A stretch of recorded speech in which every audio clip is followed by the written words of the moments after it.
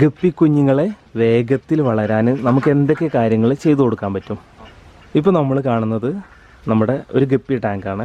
ഈ ടാങ്കിനകത്ത് അത്യാവശ്യം നല്ല രീതിയിൽ തന്നെ ഗ്രീനിഷ് ആയിട്ട് ഫില്ല് ചെയ്ത് കിടക്കുന്നത് നമ്മൾ കാണുന്നത് അസോളയാണ്. ഈ അസോളയ്ക്കിടയിൽ ഇവിടെ കണ്ടില്ല, ഈ ഒഴിഞ്ഞെടുക്കുന്ന സ്ഥലത്ത് മനോഹരമായിട്ട് തന്നെ നടക്കുന്ന ഗപ്പികളെ നമുക്ക് കാണാൻ പറ്റും. ഇത് ആൽബിനോ കോയി വെറൈറ്റി ഗപ്പികളാണ്. അപ്പോൾ ഇതിനകത്ത് തന്നെ ഗപ്പികൾ ബ്രീഡായിട്ട് ഇതിനകത്ത് തന്നെ ഗപ്പി കുഞ്ഞുങ്ങൾ വളരാറുണ്ട്. അതിൻ്റെ ഡേറ്റ് കാര്യങ്ങളൊന്നും നമുക്ക് കറക്റ്റായിട്ട് അറിയില്ല. കാരണം ഇതിനകത്ത് പല ഫീമെയിൽസ് ഉണ്ട്. ഇതിപ്പോൾ ഇന്ന് ബ്രീഡായി കഴിഞ്ഞാൽ ചിലപ്പോൾ ഒരാഴ്ച കഴിഞ്ഞിട്ടാവും അടുത്ത ഫീമെയിൽ ബ്രീഡാവുക. അപ്പോൾ അത്തരത്തിൽ കുഞ്ഞുങ്ങളെ കിട്ടാറുണ്ട്.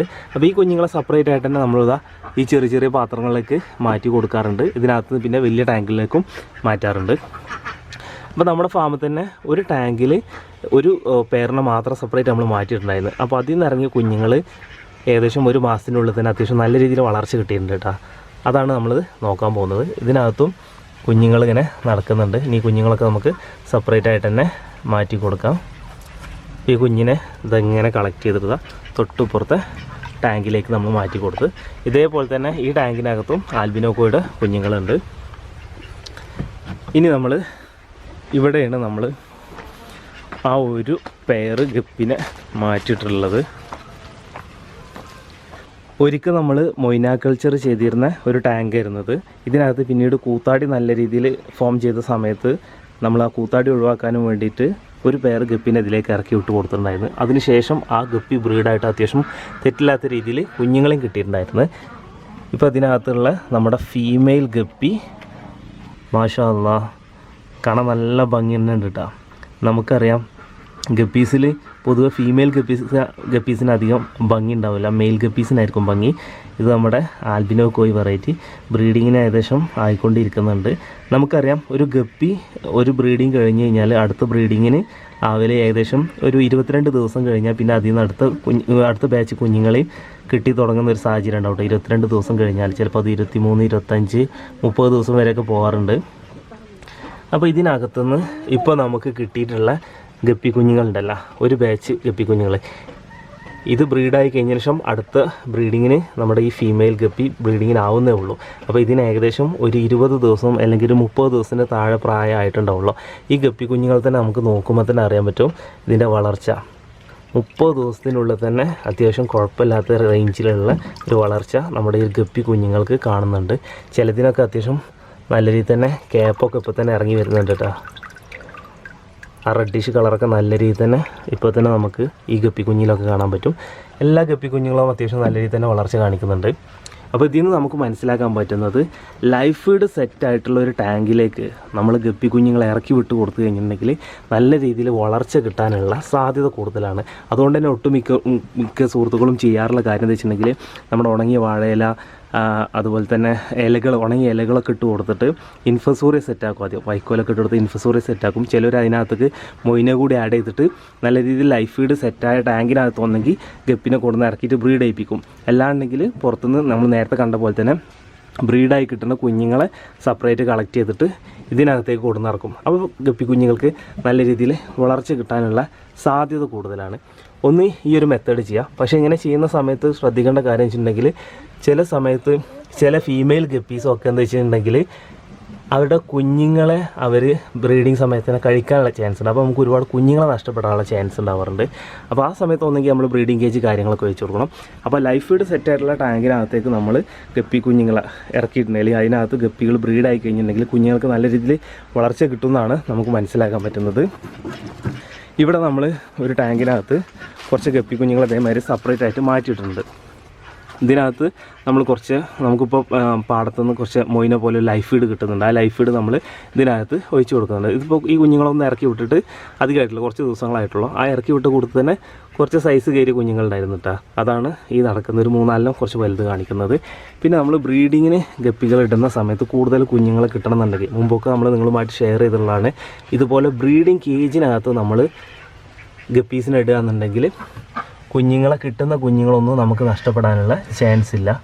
ഇനി ഇതിലേതെങ്കിലും ഫീമെയിലിന് ബ്രീഡിങ് സമയത്ത് കുഞ്ഞുങ്ങളെ കഴിക്കാനുള്ള ടെൻഡൻസി ഉണ്ടെന്നുണ്ടെങ്കിൽ കുഞ്ഞുങ്ങളെ ഇവർക്ക് കഴിക്കാൻ പറ്റില്ല. ബ്രീഡായ പറഞ്ഞ കുഞ്ഞുങ്ങൾ പുറത്തേക്ക് പോകുന്ന സാഹചര്യമാണ്. ഇവിടെയൊക്കെ നമുക്ക് നോക്കിയിട്ടുണ്ടെങ്കിൽ ഈ സൈഡിലൊക്കെ നമുക്ക് ഗപ്പി കുഞ്ഞുങ്ങൾ നടക്കുന്നത് കാണാൻ പറ്റും. ഇനി ഇവിടുന്ന് നമ്മൾ ഈ ഗപ്പി കുഞ്ഞുങ്ങളെ കളക്ട് ചെയ്തിട്ട് വേറെ ടാങ്കിലേക്ക് മാറ്റി കൊടുക്കുക.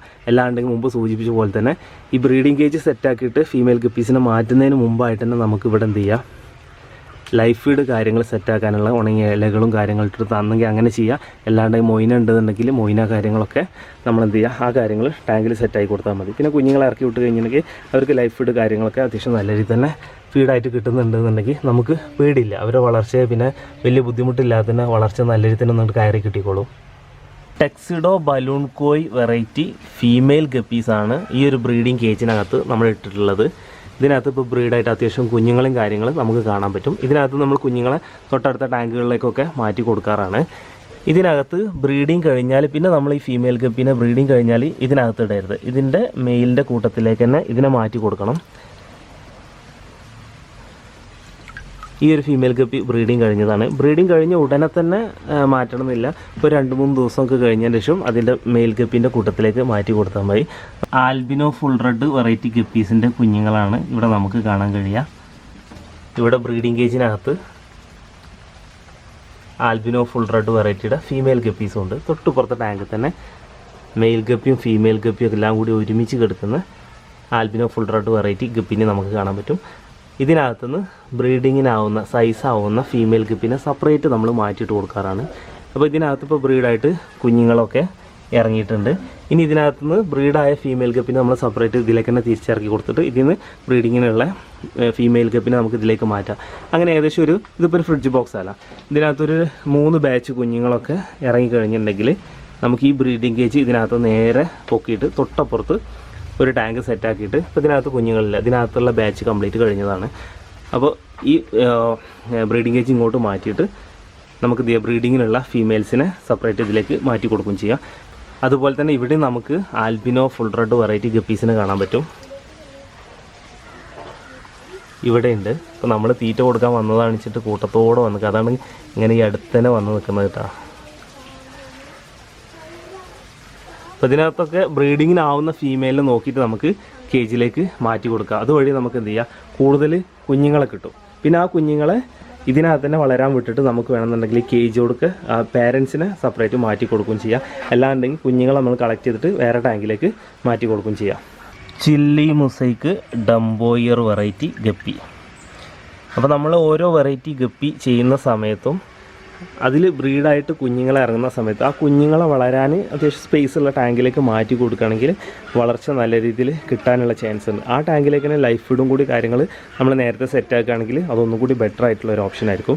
പിന്നെ വളർച്ചാ ഘട്ടത്തിൽ തന്നെ ഏകദേശം 1 മാസമൊക്കെ ആവുന്ന സമയത്ത് തന്നെ ഇതിൻ്റെ മെയിലും ഫീമെയിലൊക്കെ നമുക്ക് ഐഡൻറ്റിഫൈ ചെയ്യാൻ പറ്റുന്ന സമയത്ത് തന്നെ സെപ്പറേറ്റ് ആയിട്ട് കൂടുതൽ ടാങ്കുകൾ നമ്മുടെ കയ്യിൽ അവൈലബിൾ ആണെന്നുണ്ടെങ്കിൽ മെയിലും ഫീമെയിലും സെപ്പറേറ്റ് ആയിട്ട് തരം തിരിച്ച് വളർത്തുകയാണെങ്കിൽ ഒന്നുകൂടി ബെറ്റർ ആയിട്ടുള്ള നല്ലൊരു ഓപ്ഷൻ ആയിരിക്കും അത്.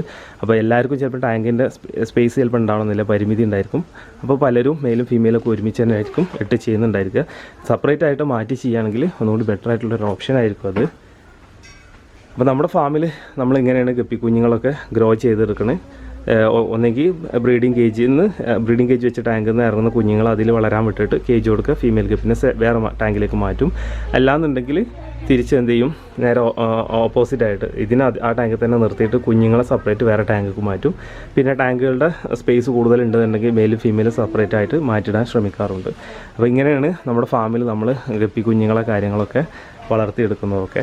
പിന്നെ അതുപോലെ തന്നെ നമ്മൾ പുതിയതായിട്ട് സെറ്റ് ചെയ്തിട്ടുള്ള ഒരു സെക്ഷന് ആ ഏരിയയിൽ നമുക്ക് കാണാൻ പറ്റും.